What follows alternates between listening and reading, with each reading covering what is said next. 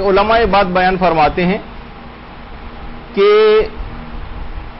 کسی بھی آیت کا غلط ترجمہ بھی جھوٹ میں آتا.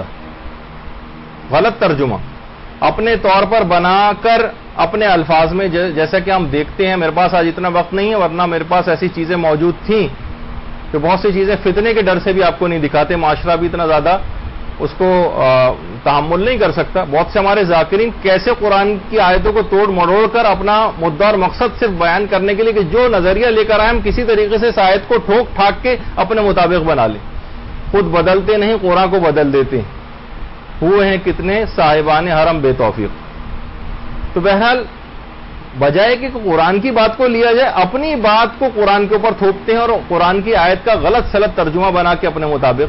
اسی طرح سے احادیث مبارکہ کا غلط ترجمہ کر کے لوگوں کے سامنے پیش کرنا اور اپنا کوئی مدعا اور مقصد ثابت کرنا، یہ بھی جھوٹ کے زمرے میں آتا ہے.